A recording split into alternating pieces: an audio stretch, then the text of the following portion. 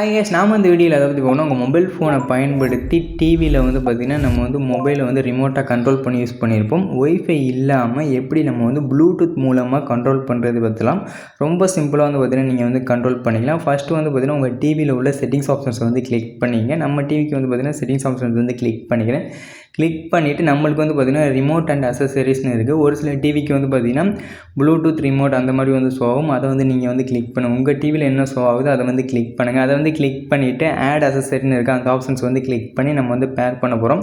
இப்போ வந்து பார்த்திங்கன்னா என்னோடய மொபைல் ஃபோனை வந்து பார்த்திங்கன்னா நான் வந்து ப்ளூடூத்தை வந்து ஆன் பண்ணி நம்ம வந்து பேர் பண்ணிக்கலாம். இப்போ வந்து ப்ளூடூத்தை வந்து ஆன் பண்ணிக்கிறேன்.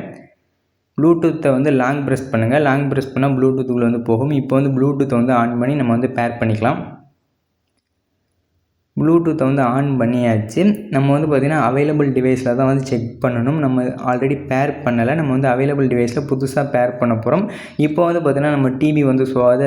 SPPL 2K ஆண்ட்ராய்ட் டிவின்னு ஷோ ஆகுது. இதை வந்து நான் வந்து கிளிக் பண்ணி நான் வந்து பேர் பண்ணிக்கிறேன். அதை வந்து கிளிக் பண்ணுங்கள். கிளிக் பண்ணிவிட்டு நம்மளுக்கு வந்து ஒரு நம்பர் வந்து ஷோ ஆகும். ஒரு 6 நம்பர்கிட்ட ஷோ ஆகுது. அது அலோவ் ஆக்சஸ் கொடுத்து பேர் ஆப்ஷன்ஸ் வந்து கிளிக் பண்ணுங்கள். அதே மாதிரி வந்து பார்த்திங்கன்னா உங்கள் டிவிலேயும் வந்து பார்த்திங்கன்னா பேர் வந்து ஷோ ஆகும். அதை கிளிக் பண்ணி நீங்கள் வந்து பேர் பண்ணிங்க.